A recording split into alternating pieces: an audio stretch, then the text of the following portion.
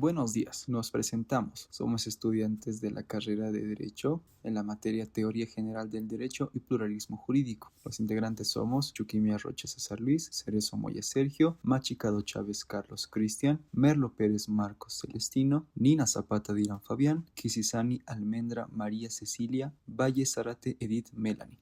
Dando a continuación la costumbre jurídica.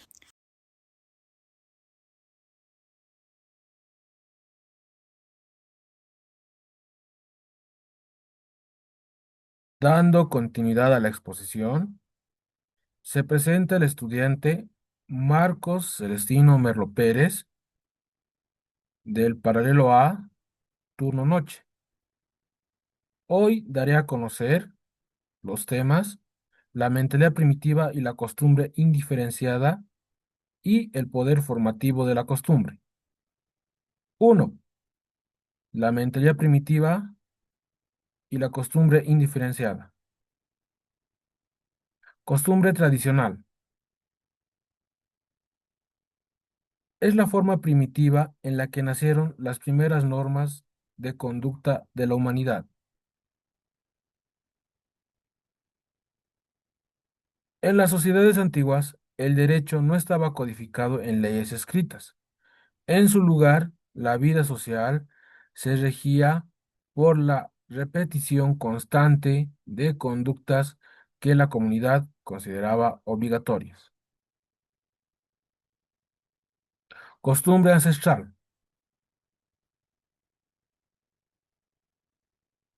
Puede ser comprendida por la concepción del mundo propio de la mentalidad primitiva como lleno de deidades totémicas. Prohibición de extracción religiosa, tabúes y espíritus que invisibles, celosos y amenazantes vigilan el cumplimiento de las pautas de conducta aprobadas por ellos. Se puede mencionar su pávida y supersticiosa crueldad en la magia, los hechizos y los augurios. Derecho de la costumbre. Remonta su origen a la costumbre indiferenciada. En la filosofía del derecho y la historia jurídica que describe las prácticas sociales primitivas en las que las normas jurídicas, morales y religiosas estaban unidas en un solo bloque. En este estado primitivo no existía una distinción formal entre lo que era una simple costumbre, un precepto moral o una ley sagrada.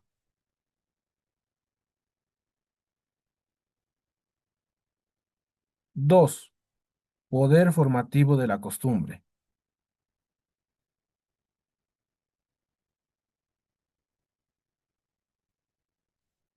Poder formativo de la costumbre. Es la capacidad histórica y social que tiene la repetición de conductas para modelar, estructurar y dar nacimiento a las normas jurídicas. Joseph Carl nos decía, esta tradición llega a ser creída como el origen divino. Entonces, por haber sido regla del pasado, es considerado como norma que debe gobernar el presente. Permítame presentarme, mi nombre es Carlos Cristian Machicado Chávez, de la carrera de Derecho, paralelo A, turno noche, primer semestre. El día de hoy les voy a hablar acerca de la costumbre escrita y la costumbre jurídica. Primeramente hablaremos sobre la costumbre escrita. Nos dice que cuando el desarrollo cultural de los pueblos alcanza el nivel de la escritura, la costumbre transmitida verbalmente se fija en inscripciones y libros, de la cual escasos números han logrado sobrevivir, justamente por el deterioro que esto conlleva a este tipo de materiales, trayéndonos testimonio de esas antiguas formas de vida a nuestra era actual. Como ejemplo tenemos tres aspectos. El primero nos dice el código de Manú de los indios. También tenemos el Set Avesta de los persas y también el Misna de los hebreos. También nos dice que la miscelánea de exigencias éticas, creencias religiosas, narraciones históricas e incluso reglas técnicas que como costumbre indiferenciada, señorea, majestética y única, se alberga en su seno al embrión de la costumbre jurídica. Nos dice que todos estos aspectos que al final se sobreponen ante todo a la costumbre jurídica. Como ejemplos podríamos mencionarle el Dharma de los hindúes, la Temis de los griegos, el Fas de los romanos y también tenemos la Cite de los germanos. A continuación hablaremos sobre la costumbre jurídica.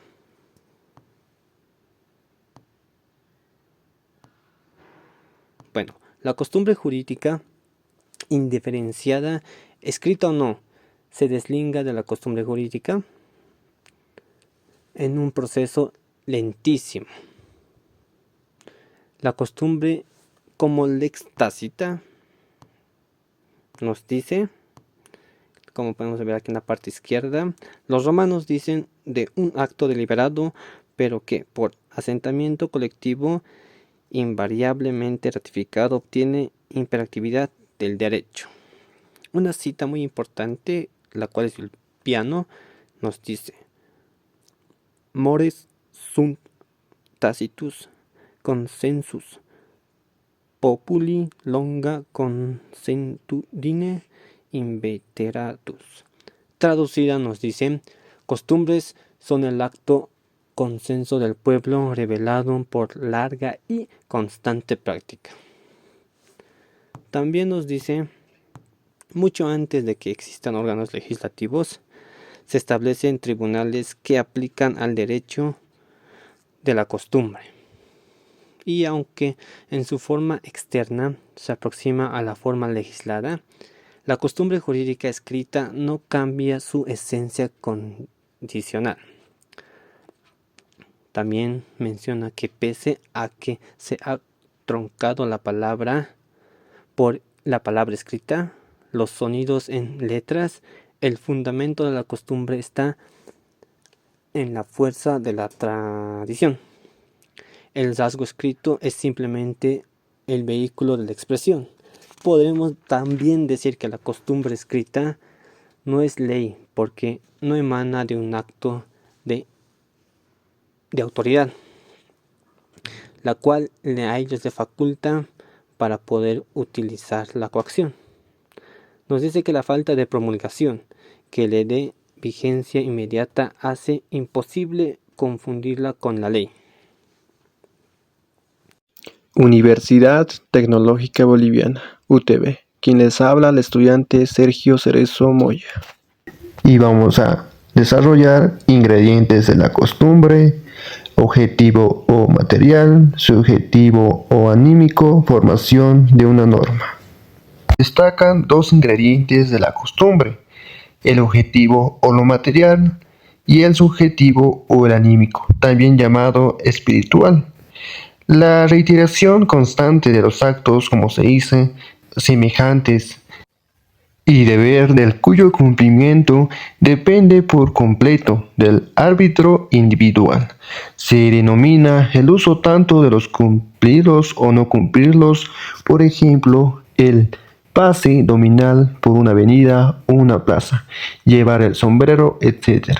En los usos han una manera de expresión del aspecto material y la costumbre, lo que los convierte en normas, vale decir, en principios directivos de la conducta que se proyectan sobre la voluntad del individuo o requiriéndole la sujeción del efecto anímico.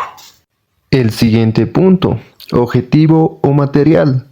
Los dos términos subjetivo y material representan dos dimensiones fundamentales en el derecho y la filosofía.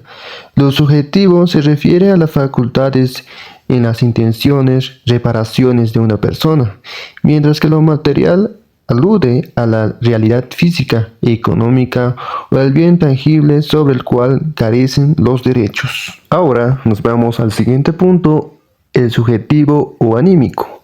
Lo subjetivo se refiere a tu experiencia interna y única personal. Lo anímico describe tu posición emocional general, tu estado de ánimo. Juntos modelan cómo percibes o interactúas con tu entorno, siendo el filtro a través de lo cual procesas el día a día. Ambos conceptos están profundamente conectados y son fundamental para el bienestar humano. El siguiente punto, formación de una norma. La formación de una norma jurídica es el proceso formal y legislativo mediante el cual una autoridad competente crea, debate, aprueba y promulga una ley o una regla conducta del cumplimiento obligatorio en Bolivia.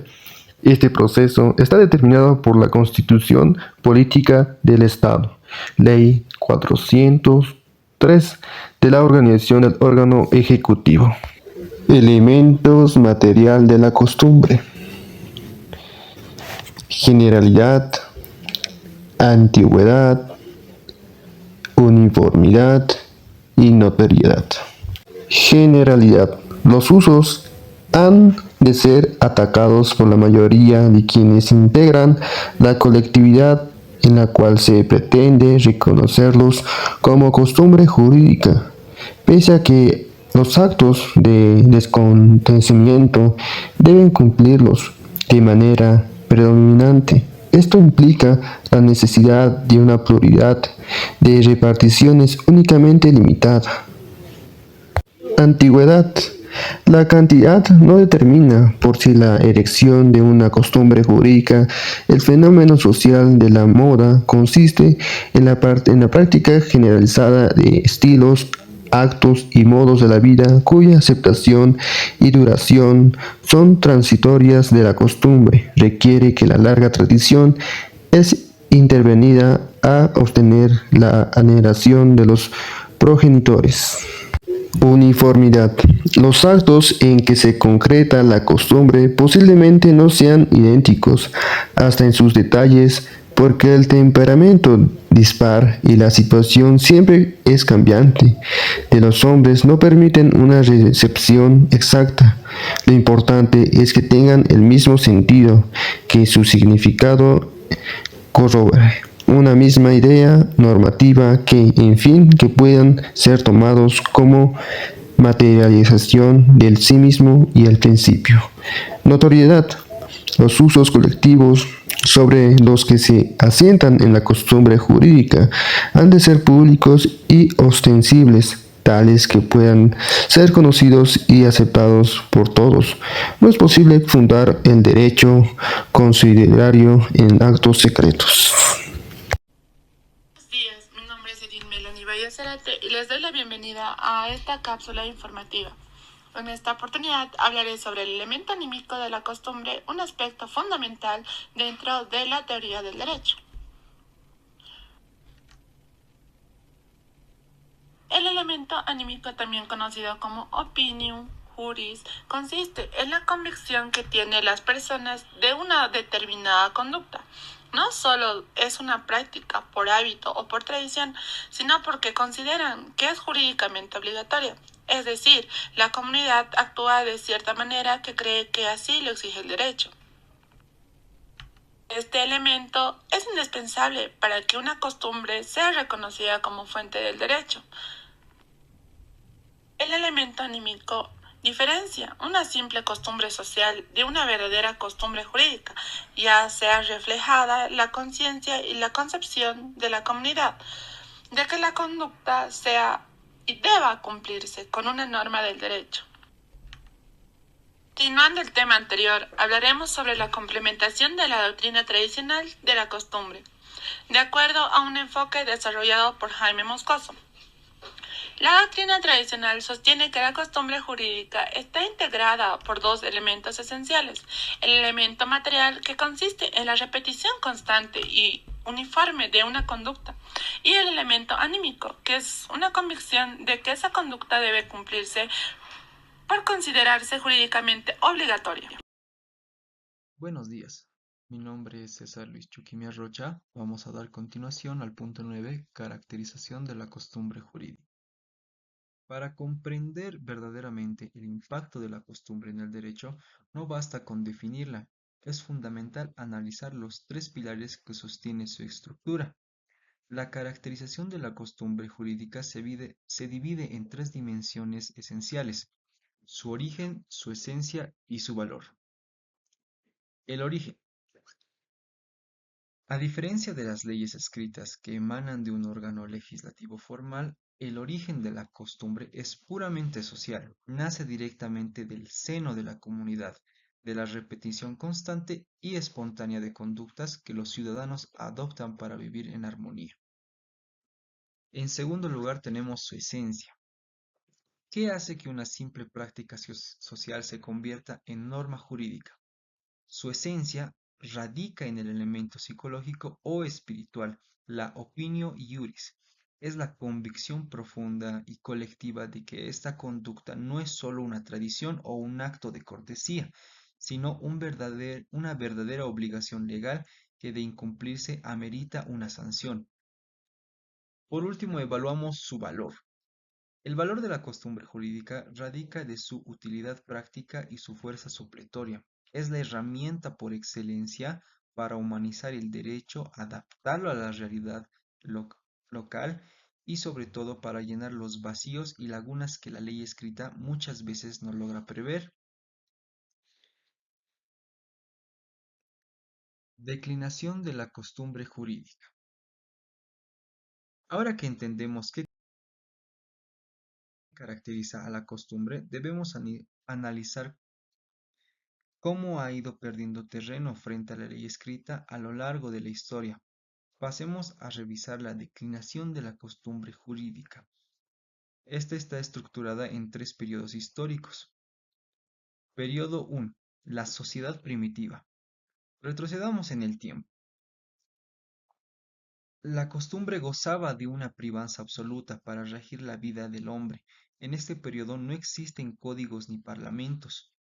Las tradiciones heredadas de los antepasados eran la única y máxima autoridad jurídica. El periodo 2. Evolución de la sociedad. Con el avance del tiempo llegamos a la evolución de la sociedad. Aquí la autoridad del Estado empieza a consolidarse e instaura normas generales. Nacen las leyes. Sin embargo, durante estas primeras épocas, las leyes escritas todavía coexistían pacíficamente y en igualdad de condición con la costumbre jurídica. El derecho escrito y el consuetudinario compartían el control social. El periodo 3, el presente. Llegamos así al último periodo. En la actualidad, el panorama ha cambiado drásticamente. Hoy en día se promulgan leyes mediante una formulación sumamente estudiada y técnica, buscando que se adecúen perfectamente a las circunstancias actuales.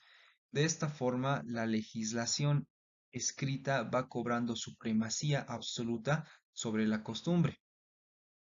La matriz del derecho anglosajón. No obstante, es vital hacer un paréntesis. Mientras que en nuestro sistema continental la ley predomina en regiones como Inglaterra o América del Norte, sigue rigiendo el derecho consuetudinario a través del common law. Este sistema se basa firmemente en la concreción de las costumbres de la comunidad y en los precedentes judiciales. Bajo todo lo expuesto y como conclusión final de la diapositiva, en este mundo contemporáneo, los estados son un predominio legislativo. La ley escrita es la reina del ordenamiento general, mientras que la costumbre jurídica cuenta hoy con un campo de acción mucho más específico y acotado, pero que sigue siendo indispensable para la justicia. Voy a continuar con el punto 11, que es la clasificación de la costumbre jurídica. Mi nombre es Dylan Fabianina Zapata y voy a exponer. La costumbre jurídica nos puede ayudar a clasificarse según la relación que mantiene con la ley. En algunos casos la costumbre ayuda a la ley, en otros la sustituye cuando hay un vacío legal y en otras situaciones incluso puede entrar en conflicto con la ley. Entonces, esta clasificación nos permite comprender cuál es el papel que desempeña la costumbre dentro del ordenamiento jurídico y cuándo puede ser utilizada para los jueces para resolver un caso. Bueno, primero está la costumbre según ley. Es la costumbre que se complementa, que desarrolla la norma jurídica. En este caso, la ley y la costumbre se llevan de la mano, se apoyan, se contribuyen mutuamente. En este caso, la costumbre no está reemplazando a la ley, está ayudando a aplicarse. Puede ser un ejemplo para desarrollar, interpretar ciertos casos, ciertos contratos, así. En sus características está que es autorizada por la ley, sirve para interpretar o completar normas, tiene validez jurídica porque el propio legislador lo reconoce, pero no puede contradecir las disposiciones legales. Bueno, la siguiente es la costumbre praeter legem. Se presenta cuando no hay una norma legal que determine un regulado caso. Como hay un vacío legal, el juez puede acudir a la costumbre para resolver este conflicto. No hay ley que regule, no hay nada, entonces tiene que recurrir obviamente a la costumbre. Bueno, un ejemplo internacional es que el Código Civil suizo permite la aplicación de la costumbre como reemplazo a la ley, cuando es por primera vez que existe un caso y lo tienen que resolver. Este se aplica únicamente cuando la ley no regula el caso, cuando no hay nada anterior. Esto nos ayuda a permitir que el legislador resuelva un caso que no haya sido visto antes, puede ser una inspiración para futuras leyes. La siguiente sería la costumbre contra legem, contra la ley. En este caso, la costumbre se opone directamente a una norma legal. En estos casos, la sociedad deja de cumplir la ley y sigue una práctica diferente durante mucho tiempo. En este caso, la ley y la costumbre no están del mismo lado, se encuentran en distintos lados, cada uno por su lado. Esto, esto podría aplicarse que cuando el Estado pone una ley, nosotros como ciudadanos simplemente no la cumplimos por costumbre, no la cumplimos porque no hay nada o tal vez contradicen nuestras propias creencias. Entonces, la costumbre puede aplicarse contradiciendo la norma, intentando impedir la aplicación de la ley, que no sea admitida por los tribunales. Un ejemplo que yo puedo dar aquí sería este. La vez en la que nosotros nos, bueno, querían poner la alcaldía quería poner parquímetros. La gente no les echó caso y yo que vean no se está cumpliendo. Ese sería un ejemplo de la contraley. Bienvenidos a este video educativo. Quien les habla, mi nombre es María Cecilia Quisisani Almendra. En esta ocasión les voy a hablar de la costumbre jurídica. La costumbre jurídica es una fuente formal del derecho constituida por la práctica reiterada y uniforme de una conducta acompañada de la convicción de su obligatoriedad jurídica opinión juris. Ahora decimos, ¿y cuál es la ubicación de la costumbre jurídica? Decimos de que se encuentra dentro de las fuentes formales del derecho junto a la ley, la jurisprudencia y la doctrina. Ahora mencionamos cuál es el alcance de la costumbre jurídica. Es aquel que tiene la capacidad de crear, complementar e interpretar normas jurídicas dentro de una comunidad, siempre que sea reconocida por el ordenamiento jurídico y no contraiga la ley ni a la Constitución. Ahora decimos, la costumbre no es solo uso, es derecho cuando la sociedad la convierte en norma. Ahora les voy a hablar las funciones de la costumbre jurídica. Decimos, la costumbre tiene la fuerza normativa y cumple diversas funciones dentro del ordenamiento jurídico. Ahora decimos, como constitución, es aquel que se encuentra subordinada a la Constitución y solo produce efectos jurídicos cuando es compatible con los principios y normas constitucionales.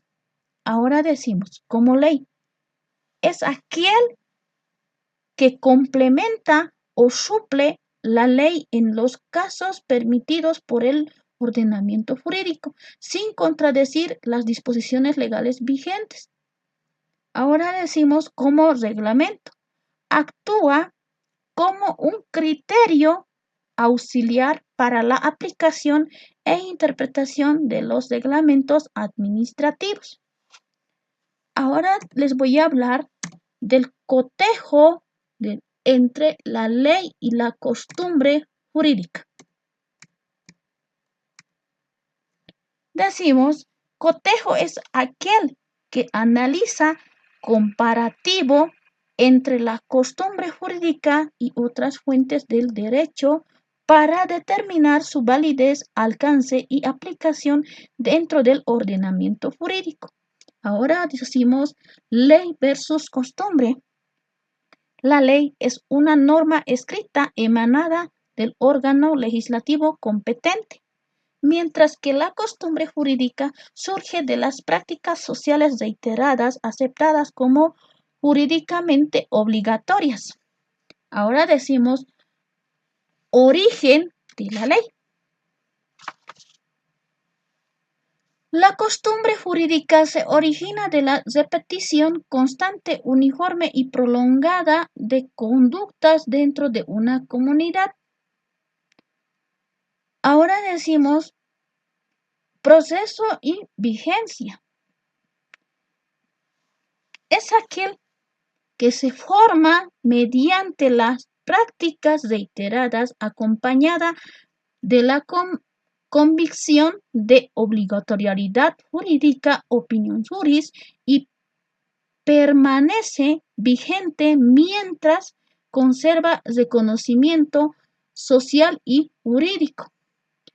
Forma y claridad. La costumbre jurídica se manifiesta generalmente de forma no escrita, debiéndose precisa, uniforme y claramente identificable para su aplicación jurídica. Ahora decimos, prueba es aquel conjunto de medios probatorios destinados a demostrar la existencia, continuidad y obligatoriedad de una costumbre jurídica ante una autoridad competente. Decimos, la ley es una norma escrita. La costumbre es una norma vivida.